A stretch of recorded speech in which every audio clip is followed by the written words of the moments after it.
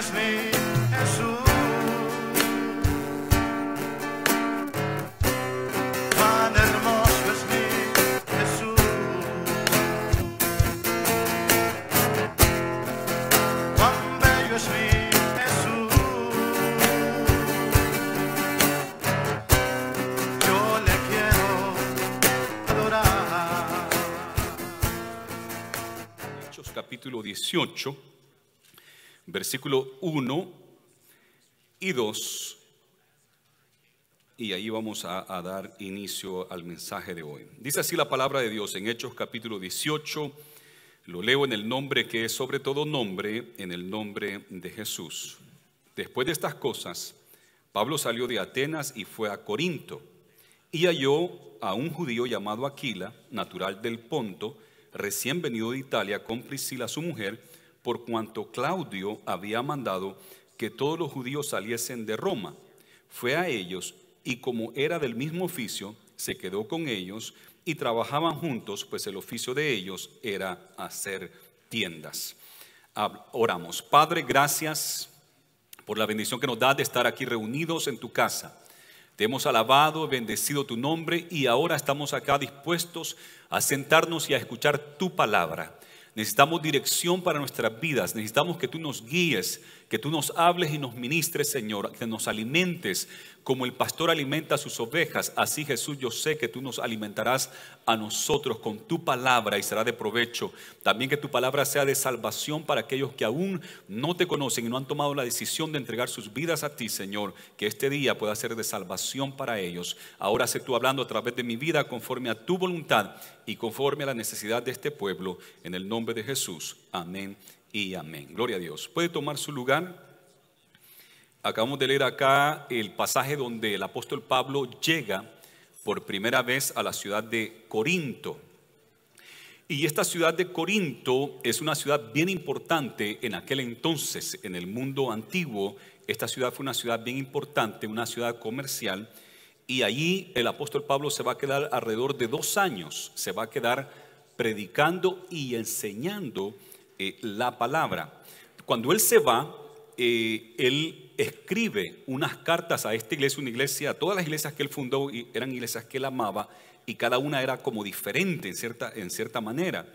Y el apóstol Pablo escribe su primera carta a los Corintios, 1 Corintios, donde él trata de corregir varias cosas que estaban pasando, asuntos de inmoralidad, desorden en cuanto a la cena del Señor, desorden a la hora de ministrar los dones del Espíritu Santo, lenguas, profecías, interpretación de lenguas, y él corrige todo eso. Además, habla de la resurrección, porque también tenían un malentendido acerca de la resurrección de los muertos en cuanto a la segunda venida de Cristo Jesús, y el apóstol Pablo entonces escribe para corregir todas esas situaciones que se estaban dando en la iglesia de Corinto. En su segunda carta, que es la que nos va a interesar a partir de hoy, hoy vamos a ver cómo es que se levanta esta iglesia, y en el próximo domingo en adelante vamos a ir directamente a la segunda carta. En esa carta se cree que es una de las cartas más personales del apóstol Pablo, una carta conmovedora, y ahí él hace 3 cosas hace en esa carta. Uno, recuperar la confianza y amistad que se había perdido en cierto grupo de la iglesia de Corinto. Al apóstol Pablo, a Timoteo, Silas, los que estuvieron ahí al comienzo, como que se los estaban rechazando ahora y estaban hablando mal en contra de ellos. Así que él quiere hacer las amistades, la paz con ellos. Además de eso, sigue con su proyecto de levantar ofrendas para los hermanos en Jerusalén, que estaban pasando graves necesidades, y escribe en esa carta también para poder avanzar el proyecto de recaudar los fondos para los hermanos en Jerusalén, la iglesia de Jerusalén. Y tercero, confronta directamente a aquellos que estaban diciendo de que él no era apóstol, de que Pablo no tenía un apostolado verdadero, y además lo estaban desacreditando, difamando. En inglés se dice slandering, lo estaban difamando y haciéndolo ver mal. Entonces él va a aclarar eso al final de su carta. Eso es en la segunda carta. Ahora, aquí nos dice que después de estas cosas, vamos de regreso a Hechos 18:1, después de estas cosas, Pablo salió de Atenas y fue a Corinto. Esto es durante su segundo viaje misionero. Se encuentra ya en su segundo viaje misionero y es acá donde él va a ir a levantar esta iglesia. Después de haber estado en Atenas, ahora va a Corinto, donde él va a establecer esta iglesia. En su segundo viaje misionero se cree que fue para el año 50 al 52, porque nos menciona aquí a un procónsul que estaba en Corinto. Entonces por eso se cree que prácticamente Pablo estuvo ahí desde el año 50 al año 52 después de Cristo, por la mención del procónsul Galión. Ahora, esta ciudad, como dije anteriormente, es una ciudad comerciante. Se encuentra en un puerto, tiene puerto allí, hay dos mares importantes que llegan allí. Entonces esa era un lugar donde venía gente de todas partes del mundo a traer su comercio, tenían que pasar por allí. Y por eso es que era una ciudad importante, porque era una ciudad comerciante con gente de todas partes. Habían allí italianos, que eran los romanos, habían allí judíos, griegos, porque es una ciudad griega. Es una ciudad griega, pero es gobernada por Roma directamente. Roma ponía ahí el procónsul y era gobernado por el Senado de Roma directamente. Entonces, no como las otras ciudades griegas que eran gobernados por los griegos mismos. Esta a Roma le interesó tanto que ellos pusieron su gobernante allí en Grecia. Entonces, como había gente de todas partes, traían sus dioses, sus ideas y su paganismo. Era una ciudad conocida por mucho libertinaje, una ciudad promiscua, libertina completamente. Y en cuanto a la sexualidad, ahí es donde tenían toda esa libertad, la borrachera y todo eso. Vivían sus vidas en fiesta, a tal grado que casi en todos los dramas griegos, porque los griegos eran famosos por sus dramas, por sus plays que hacían, y cada vez que salía un Corinto, lo sacaban como borracho. Siempre el personaje que era de Corinto salía en los dramas de los griegos medio borracho, y así ese era el estilo de vida de ellos. En la loma principal ahí de Corinto estaba el templo a Afrodita, una diosa del sexo y el vino, Afrodita, y tenía 1000 sacerdotisas de continuo, tenían que haber 1000, y claro, tomaban turnos, pero siempre tenían que haber 1000 sacerdotisas en el templo de Afrodita. Prácticamente estas sacerdotisas eran prostitutas públicas, prácticamente eran prostitutas. Los hombres llegaban allí en su adoración a esa diosa, y las ofrendas y las donaciones que ellas recibían por el acto sexual iba para el sostenimiento del templo de Afrodita. 1000 sacerdotisas, imagínense. Era una ciudad perversa, y allí Dios tiene mucho pueblo, como vamos a ver acá, que Dios va a levantar, y va a ser una iglesia fuerte en Corinto. Es como nuestras iglesias que tenemos en Las Vegas, una ciudad que está dada al vicio, y allí tenemos nosotros 4 iglesias de Dios pentecostal, y tenemos 2 que son bien fructíferas. Y no solamente nosotros, muchos otros concilios tienen iglesias allí. Qué bueno por eso, ¿verdad? En Hollywood tenemos una iglesia nosotros. En San Francisco, ciudades que son liberales, libertinas, con mucha promiscuidad, pero ahí también Dios tiene pueblo. Gracias a Dios por eso. Pablo, estando ahí mismo en Corinto, él escribe a Roma. Había conocido a Priscila y Aquila, como miramos acá, y él escribe a Roma y le manda una carta. Y él describe en Romanos capítulo 1 cómo es la gente del mundo en ese tiempo, pero él está pensando más en la gente que está alrededor de él. Y habla ahí el apóstol Pablo en Romanos capítulo 1, donde dice que creyendo ser sabios se hicieron necios, y Dios los entregó a las concupiscencias de su corazón. Y ahí habla del homosexualismo, de la sexualidad y todo eso que se estaba dando. Y Pablo le escribe a los romanos, pero también en el libro de los Romanos, el apóstol Pablo dice unas palabras que son claves y se nos han quedado a nosotros. Y dijo el apóstol Pablo: porque donde abundó el pecado, ¿qué dice?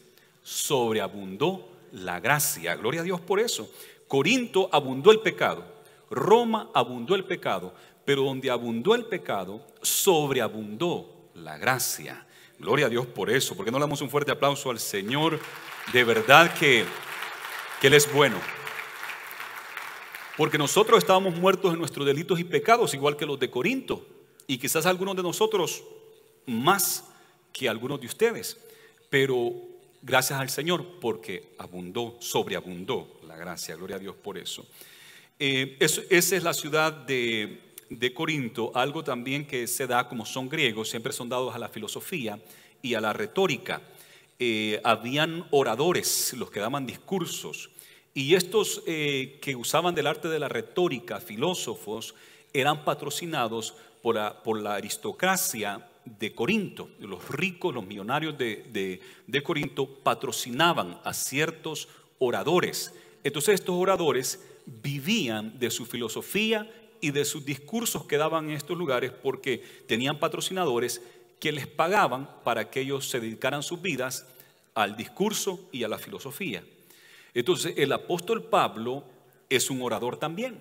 El apóstol Pablo usa de retórica también. Y pareciera que tiene una filosofía, pero la filosofía de él es el Evangelio de Cristo Jesús. Y tiene una lógica tremenda. Entonces el apóstol Pablo siempre está hablando, igual que estos filósofos griegos, que siempre estaban hablando, dando discursos.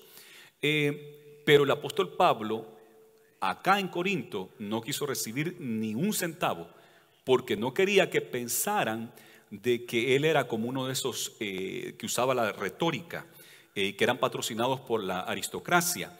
Y entonces él no permitió que la iglesia de Corinto lo sostuviera, porque esa era la manera. Jesús dijo que el que predicara el evangelio, que viviera del evangelio, que se dedicara al evangelio, que viviera del evangelio.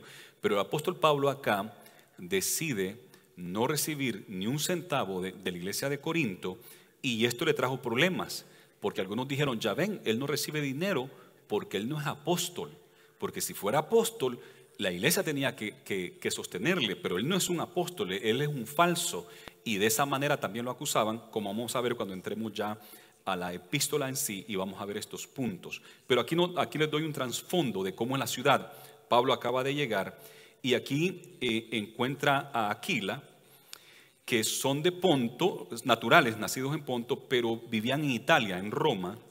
Su esposa era Priscila, y Claudio, el emperador, dio un edicto en ese tiempo que quería que todos los judíos salieran de Roma, no quería judíos en Roma. Entonces, por esa razón es que Aquila y Priscila salieron de Roma y se van para Corinto. Ahí nos dice que había mandado que todos los judíos saliesen de Roma, fue a ellos, y como era de el mismo oficio, se quedó con ellos y trabajaban juntos. Pues el oficio de ellos era hacer tiendas. El apóstol Pablo era un rabino, un rabí judío, estudiado en las mejores universidades, por así decir, de Jerusalén, bajo los pies de Gamaliel, uno de los grandes doctores de la ley de aquel entonces. Y él era muy estudiado, muy capacitado, y su profesión era rabino, que quiere decir maestro en las sinagogas. Además de eso, era parte del Sanedrín, y era un hombre muy preparado, y esa era su profesión, rabino, maestro. Pero todos los judíos creían que además de tener esa profesión de rabino, digamos por así decirlo, también debería de conocer algún oficio, un oficio manual, porque si algo sucedía o cualquier cosa, ellos podían apoyarse en el oficio que sus padres le habían enseñado. ¿Cuál era el oficio de Jesús de Nazaret? Carpintero, ¿verdad? Lo conocemos bien. El del papá de Jesús, José, y el de Jesús, carpintero. Ese era su oficio. Pero también Jesús era rabino, ¿verdad? Se hizo rabino, y no porque estudió en ninguna escuela, sino porque él es el maestro, y reunió a más gente que cualquier otro. Y era rabino, pero su oficio era carpintero. Ese era el oficio de Jesús. Pues no, el oficio del apóstol Pablo era hacer tiendas, carpas, como tiendas de acampar. Y ese era el oficio de él, y empezó a trabajar con ellos. Y discutía, dice el 4, en la sinagoga todos los días de reposo. Días de reposo acá siempre tenemos que saber que es sábado, el séptimo día. El sábado, el séptimo día. Y hoy no es el séptimo día, como he dicho, ni es el día de reposo. Hoy es domingo, hoy es el primer día de la semana, y nosotros le dedicamos al Señor el primer día de la semana. Pero los judíos se reunían el séptimo día, el día de reposo, y allí él le predicaba a judíos y griegos. Cuando Silas y Timoteo vinieron a Macedonia, Pablo estaba entregado por entero a la predicación de la palabra, testificando a los judíos que Jesús era el Cristo. El apóstol Pablo salió de Berea, de Tesalónica y Berea salió, pero rápido porque lo andaban persiguiendo para matarlo, y se va para Atenas. Y le dice a Timoteo y Silas: apúrense, vénganse, yo los voy a esperar en Atenas. Así les había dicho, pero se apuran por favor, yo en Atenas los quiero esperar, y allí nos reunimos y seguimos nuestro viaje misionero, porque Pablo tuvo que salir de emergencia porque estaba en peligro de muerte, y Timoteo y Silas terminaron lo que tenían que hacer en Berea y después iban a encontrar a Pablo en Atenas. No sé qué pasó, porque la Biblia no lo dice ni aquí ni en ninguna de las epístolas. El apóstol Pablo nos narra qué pasó, pero no los encontró o no los esperó en Atenas, sino que por fin se reúnen otra vez en Corinto. Y ya ha pasado un tiempo, Pablo ya ha estado trabajando, sosteniendo a los que están alrededor de él y predicando. Entonces, hasta acá es que se encuentran. No sabemos qué pasó, pero aquí fue donde se encontraron, en Corinto, no en Atenas como habían planificado. Por en vez de las cosas no salen como uno planifica, ¿verdad? Entonces, dice el 6, pero poniéndose y blasfemando estos, les dijo, sacudiéndose los vestidos: vuestra sangre sea sobre vuestra propia cabeza, yo limpio, desde ahora miré a los gentiles. Él estaba todos los sábados, le predicaba a los judíos y a los griegos que llegaban ahí piadosos, les predicaba, les decía que Jesús es el Mesías. Jesús es el Mesías, el Cristo. Pero ellos blasfemaban, y entonces cuando llega Timoteo y Silas, justo está en el momento en que les va a decir: se acabó, y yo ya no les voy a predicar a ustedes, me voy con los gentiles. Y dice esto, dice que sacudió sus vestidos. Jesús había dicho: cuando ustedes vayan a una ciudad y estén ahí predicando, anunciando el evangelio, y la gente no les hace caso, los rechaza, ¿qué dijo Jesús? Sacúdanse los zapatos, el polvo de la ciudad, ¿verdad? Y váyanse, y a ellos Dios los va a juzgar. Entonces, sacudirse los zapatos. Recuerdan que en una ocasión Poncio Pilato, cuando él quería librar a Jesús de la cruz y los judíos decían que había que matarlo, dijo Poncio Pilato: tráiganme un recipiente de agua. Le traen un recipiente, él se lava las manos y dice: estoy limpio de la sangre de este hombre. Yo soy inocente y estoy limpio, me lavo las manos, yo no soy el que estoy diciendo de que maten a Jesús. Y los judíos dijeron: que su sangre caiga sobre nosotros y sobre nuestros hijos. Así dijeron los judíos. Pero aquí Pablo ni se lavó las manos, ni se sacudió los pies, sino lo que hace es que se sacude el vestido, ¿verdad? No sé si agarró su túnica y dijo: yo estoy limpio. Allá ustedes, su sangre está sobre su cabeza, porque yo he predicado. Esto es bien importante para nosotros, porque el Señor no nos mandó a nosotros a convertir a la gente, sino que nos mandó a dar testimonio de Cristo, a predicar de Cristo y a dar testimonio de Él. Eso es todo. Nosotros no tenemos la habilidad para convertir a la gente. No podemos convertir a la gente. ¿Quién es el único que puede convertir a la gente? Es el Espíritu Santo. El Espíritu Santo es el que trae convicción. Pero la responsabilidad suya y mía es anunciar el Evangelio, dar testimonio de Jesús, y el Señor es el que hace la obra. Así es que Pablo dice: yo ya hice mi parte. Yo les prediqué, les enseñé, y allá ustedes ahora, porque ustedes lo han rechazado. Entonces dice que saliendo de allí se fue a la casa de uno llamado Justo, temeroso de Dios, la cual estaba junto a la sinagoga. Wow, había estado todos los sábados en la sinagoga y ahora va y habla una iglesia a la par de la sinagoga. Ahí con Justo se quedó y ahí recibía a la gente a la par de la sinagoga. Pero Crispo, dice el versículo 8, y Crispo, el principal de la sinagoga, creyó en el Señor con toda su casa, y muchos de los convertidos, y muchos de los corintios, oyendo, creían y eran bautizados. Muchos de los corintios creían y eran bautizados. Qué interesante que el principal de la sinagoga se convierte al Señor. En Hechos capítulo 6 también nos dice de que se convirtieron muchos sacerdotes judíos al evangelio de Cristo Jesús. Y principales de la sinagoga como Crispo también se convertían. Gloria a Dios por eso. ¿Sabe que el apóstol Pablo, cuando escribe su primera carta a los Corintios y está la división, unos dicen: yo soy de Apolo, yo soy de Pedro, yo soy de Pablo, y otros decían: yo soy de Cristo, de ninguno de ellos soy de Cristo? Y Pablo dice: ustedes son inmaduros, son niños, son inmaduros. ¿Cómo es que hacen grupitos y se dividen y hacen partidos como si fueran partidos políticos entre ustedes? Eso no debe ser así. Y dice: yo le doy gracias a Dios que no bauticé a ninguno de ustedes. Así dijo. no los bauticé, porque a mí Jesús me mandó a predicar, no a bautizarles, y yo no bauticé a ninguno de ustedes, excepto a Crispo y su casa, y menciona a otro más. Y no sé si algunos otros más dijo, no recuerdo bien, pero sí recuerdo que bauticé a Crispo. Crispo es el principal de la sinagoga, aparece en 1 Corintios. Dice Pablo, yo lo bauticé a él y al otro también que se convirtió, que también me parece que fue líder en la sinagoga. Y a los demás de ustedes yo no los bauticé. Entonces, pero aquí nos dice que creían y eran bautizados, pero no era Pablo el que los bautizaba, quizás era Aquilas el que los bautizaba. Pablo le había dicho, bautízalos tú, ¿verdad? O puso a alguien a bautizarlos, pero Pablo bautizó a unos pocos y él se dedicaba a predicar y ponía que otra gente los bautizara, pero creían y eran bautizados en agua. Entonces el Señor dijo a Pablo en visión de noche, no temas, sino habla y no calles, porque yo estoy contigo y ninguno pondrá sobre ti la mano para hacerte mal, porque yo tengo mucho pueblo en esta ciudad.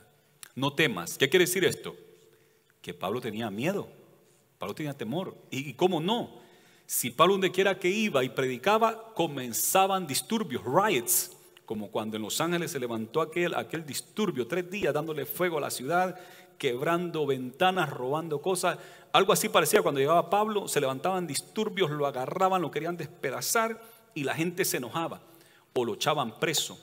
Lo apedreaban, lo latigaban, levantaban disturbios. 2 horas gritaban en Éfeso, 2 horas pasaron gritando, Diana de los Éfesos es grande, y la gente alborotada por la culpa de Pablo, lo querían matar. Entonces Pablo está pensando, ¿qué me van a hacer aquí en Corinto? Dios mío, yo ya no aguanto otros latigazos, ya no aguanto más pedradas, ya no aguanto estar en la cárcel otra vez, porque había estado una tras otra, en cada vez que iba, persecución severa. Y yo creo que él tiene temor, él tiene miedo ya. Y el Señor le dice, no temas, no temas. ¿Por qué? Porque tenía temor. ¿Pero por qué no va a temer? Porque yo estoy contigo, yo estoy contigo. Y yo creo que cuando nosotros tenemos conciencia que el Señor está con nosotros, el miedo se va. Pero cuando tenemos miedo se nos olvida que el Señor está con nosotros. Se nos olvida que Él ha dicho, no te dejaré ni te desampararé. Yo estaré contigo. Y el Señor nos dice eso. Él ha dicho que va a estar con nosotros. Él ha prometido que va a estar con nosotros. Y yo estaré con ustedes todos los días hasta el fin del mundo. No sé qué problema usted esté pasando. Y quizás usted siente que sus oraciones no son oídas y no ve solución al problema. Y la cosa parece que escala y empeora. Pero déjeme decirle, el Señor está ahí. El Señor está ahí. Y decía un canto nuestro que cuando está callado es porque está trabajando. Está haciendo algo, pero está callado, pero Él está viendo y Él sabe hasta dónde va a permitir, pero Él está obrando. Y cuando uno ha pasado la prueba dice, por esto es que el Señor permitió que yo pasara por esto, porque Él está trabajando, Él tiene un plan. Y hay veces que no lo entendemos y pensamos que Él nos ha abandonado, pero Él nunca nos abandona. Le dice Pablo, no tengas miedo porque yo estoy contigo, gloria a Jesús, y ninguno pondrá mano sobre ti para hacerte mal. En Tesalónica permitió que le pusieran la mano, en los diferentes lugares permitió que le pegaran, que casi lo dejaran muerto, que lo apedrearan, que lo latigaran, pero aquí no. Y no sabemos por qué Dios permitió en otras partes que sufriera todo lo que sufrió y aquí no permitió que lo tocaran. 1 año y medio nadie le puso un dedo a Pablo encima, nada. Ahí no sufrió, gracias a Dios por eso, ¿verdad? Pero Jesús le había dicho desde el primer día que lo conoció Pablo a Jesús, le mandó, después de que quedó ciego 3 días, al tercer día le manda a un profeta y le dice, hermano Pablo, el Señor me ha mandado para que ore por ti, para que se te quiten las escamas de tus ojos, para que puedas ver. Y el Señor dice que vas a estar delante de reyes y de mucha gente y vas a saber cuánto te es necesario sufrir por la causa del Evangelio. Vas a sufrir bastante. Se lo dijo desde el primer día. Y Pablo aceptó. Fue sanado de su vista, pudo ver, se bautizó en agua y fue bautizado en el Espíritu Santo y fuego y empezó su predicación y sí que tenía que sufrir bastante. Sufrió bastante por la causa del Evangelio. Ya el Señor se lo había dicho desde el primer día. Pero en Corinto, el Señor dijo, nadie va a poner un dedo en ti, una mano en ti. Mire lo que dice Pablo cuando le escribe en la primera carta a los Corintios, en 1 Corintios capítulo 2 y 1, 1 Corintios 2:1, así que, hermanos, cuando fui a vosotros para anunciarlos el testimonio de Dios, no fui con excelencia de palabras o de sabiduría, pues me propuse no saber entre vosotros cosa alguna, sino a Jesucristo y este crucificado. Y estuve entre vosotros con debilidad y mucho temor y temblor. Tenía miedo, yo tenía mucho miedo, temor y temblor, pero yo predicaba a Cristo. Por eso es que al Señor le tuve que decir, Pablo, no tengas miedo, porque de verdad que tenía mucho temor y temblor. Aquí Él lo testifica, tenía mucho temor y temblor.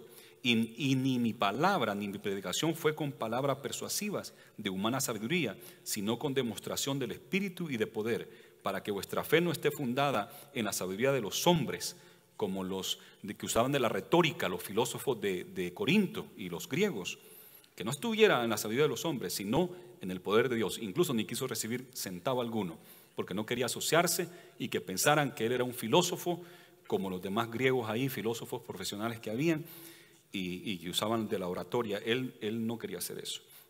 Así fue como él entonces edificó esta iglesia, así fue como él levantó esta iglesia, el apóstol Pablo, con esa mentalidad y con ese corazón. Tengo mucho pueblo en esta ciudad, una ciudad depravada completamente, pero el Señor dice, tengo mucho pueblo en esta ciudad. Como dije al principio, donde abundó el pecado, sobreabundó la gracia. Y va a haber una cosecha tremenda, tremenda.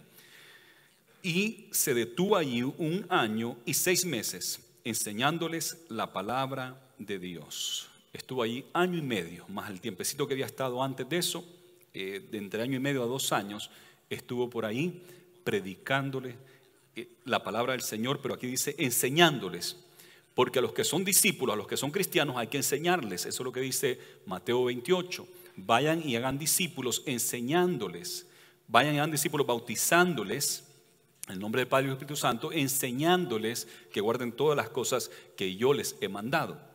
Entonces a la iglesia, a los discípulos hay que enseñarles. Pero en Marcos nos dice, vayan por todo el mundo y prediquen el evangelio a toda criatura. El que creyere y fuere bautizado, ese será salvo.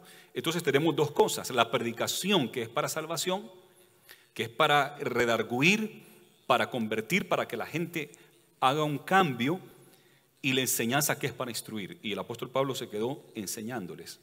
Les predicaba también, predicaba para salvación, pero les enseñaba. La iglesia necesita la enseñanza. No dice que se pasó 1 año y medio predicándoles, porque no se puede. Imagínense predicarle a la iglesia todo el tiempo, solo predicación y no enseñanza. Entonces la iglesia no crece, no crecen los discípulos, y tiene que haber enseñanza para que el pueblo pueda crecer y desarrollarse y ser cristianos sólidos, para que no nos lleve cualquier viento de doctrina. Es una tristeza cuando de repente hay hermanos que son cristianos y de repente aparecen con los testigos de Jehová y ya no creen que Jesús sea Dios. A mí me da una tristeza, ¿verdad? ¿Cómo es posible? Y aparecen que se van detrás de un falso profeta por ahí, se van detrás de aquel grupo, y uno dice, Dios mío, ¿dónde estaba el fundamento de estos hermanos? ¿Será que venían a la iglesia y no prestaban atención? ¿O será que no hice un buen trabajo en enseñarles bien la palabra de Dios? Y tenemos que, y no solamente es mi responsabilidad como pastor enseñar la palabra, aquí hay muchos que tienen el ministerio de maestros, de enseñar, y todos somos responsables de los unos a los otros para enseñarnos, para reprendernos también y exhortarnos, porque hay veces que hay que reprendernos los unos a los otros porque te estás yendo mal, y es nuestra responsabilidad de enseñar la palabra. Y él se quedó enseñando la palabra de Dios. Pero siendo Galión, nos dice acá, procónsul de Acaya, los judíos se levantaron de común acuerdo contra Pablo y le llevaron al tribunal. Este procónsul Galión es famoso, reconocido. Su hermano era aún más conocido, y su hermano en uno de sus escritos escribió acerca de Galión. Dijo que era un hombre muy amoroso. Si hay a la persona más amorosa y comprensible que yo he conocido, dijo, es mi propio hermano Galión. Y era así, era tenido como alguien muy justo, muy recto, según las anécdotas y los escritos de los romanos. Pero acá, en el libro de los Hechos, no va a quedar como muy justo ni muy bueno. Queda como justo, pero no como muy bueno por algo que va a pasar. Pero la verdad que dan testimonio de él, que era un hombre justo y bueno, amoroso.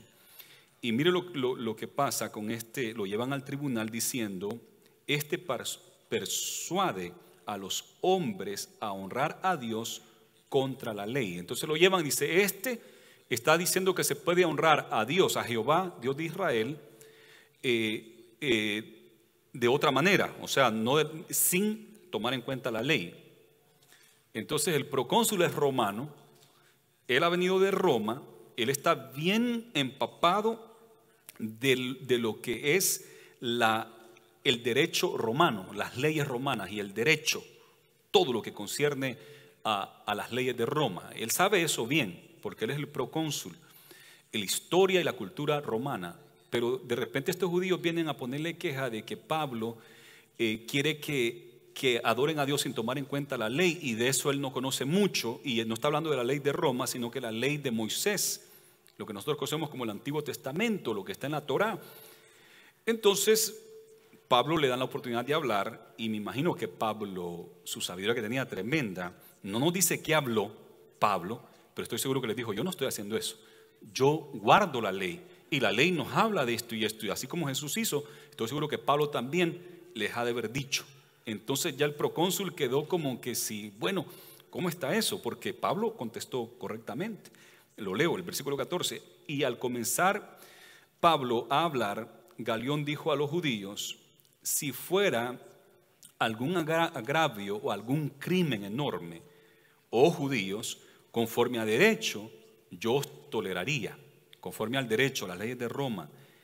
Pero si son cuestiones de palabras y de nombres de vuestra ley, o sea, de su ley, de su religión, vedlo vosotros, porque yo no quiero ser juez en estas cosas.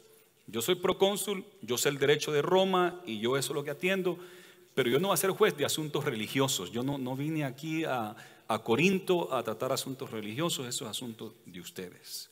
Ahí fue justo, no se metió y tampoco iba a meter preso a Pablo, a decir que lo latigaran otra vez y que lo dejaran preso.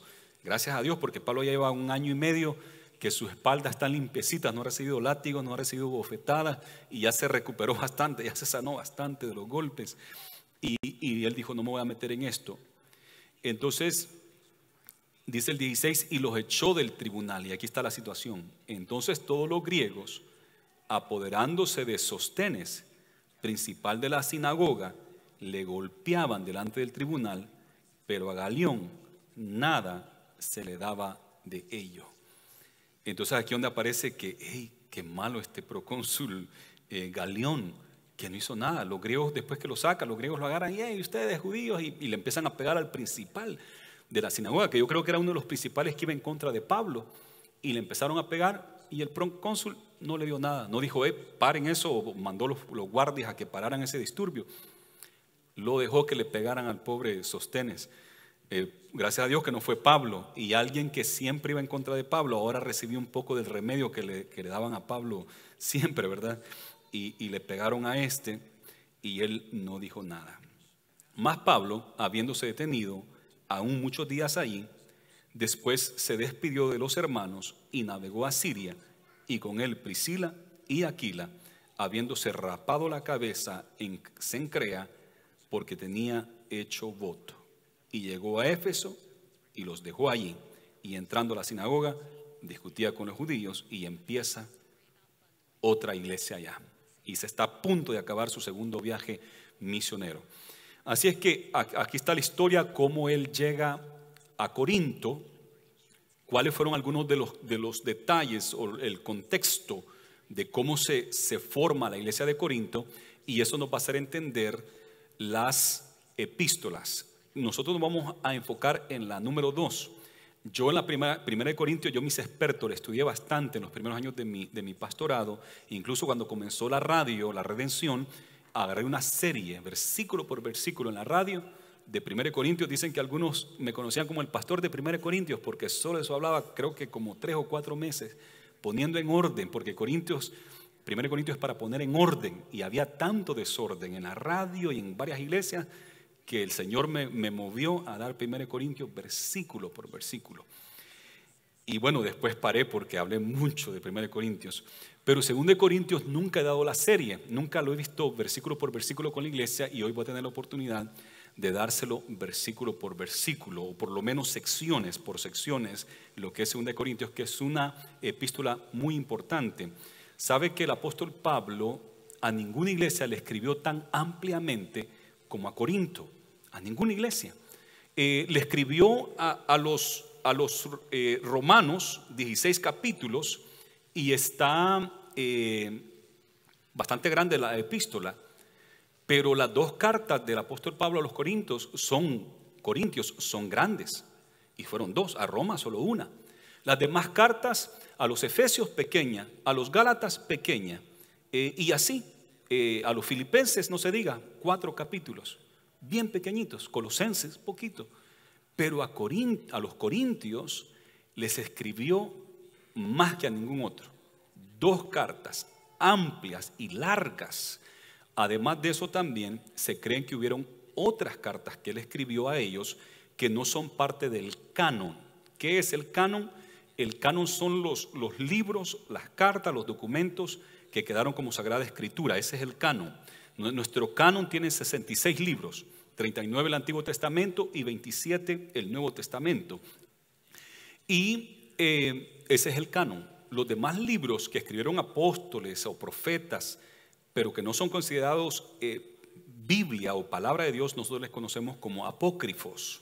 Entonces hay 2 cartas del apóstol Pablo que escribió a los Corintios que no son parte del canon, que quedaron por ahí y no las tenemos tampoco, no sobrevivieron, que no son parte del canon, o sea que escribió aún más. Los católicos, tengo que decir que tienen los 66 libros igual que nosotros, y usted puede sentarse con un católico tomando la Biblia católica y leerla con él, con ella, y no hay problema porque es la misma Biblia, 66 libros exactos.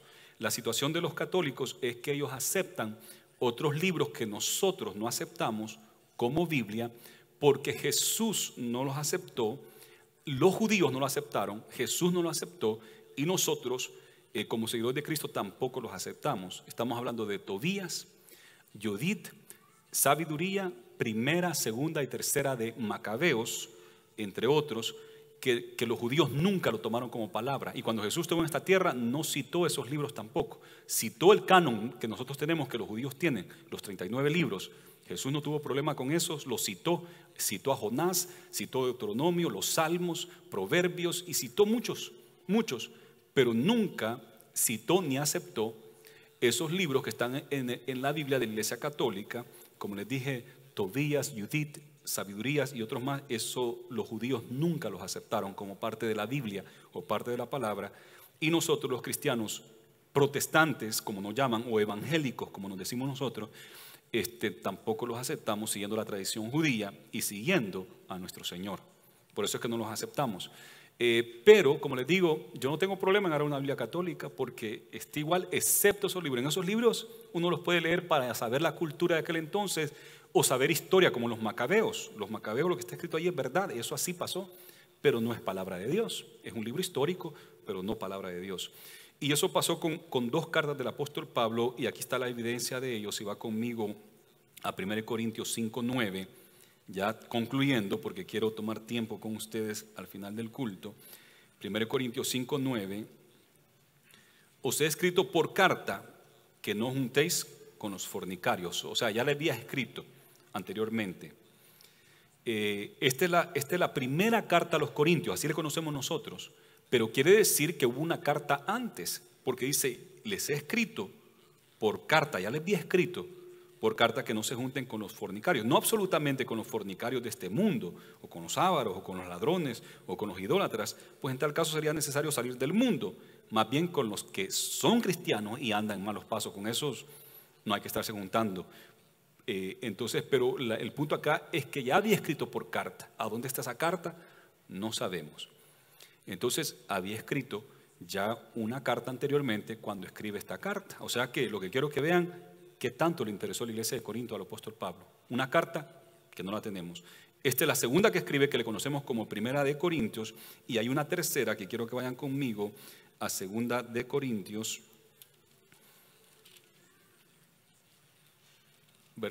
capítulo 2, Segunda de Corintios 2, 3 y 4. Y esto mismo os escribí para que cuando yo llegue no tenga tristeza de parte de aquellos de quienes me debiera gozar, confiando en vosotros todos, que mi gozo es el de todos vosotros, porque por la mucha tribulación y angustia del corazón os escribí con muchas lágrimas, no para que fueseis contristados, sino para que supieseis cuán grande es el amor que os tengo. Entonces, después de 1 Corintios escribió otra carta, y a esta carta se le ha conocido como la carta de lágrimas. Escribió con muchas lágrimas. Estaba herido porque lo habían hecho sentir mal, y no lo hago para que se sientan mal, sino para que vean el amor que les tengo. Y con esa carta como que se ayudó bastante, y escribe su cuarta carta después, que le conocemos como Segunda de Corintios. No quiero confundirlos. La primera carta no la tenemos, la segunda carta la conocemos como Primera de Corintios, la tercera carta, la carta de lágrimas, no la tenemos, y su cuarta carta la conocemos como Segunda de Corintios.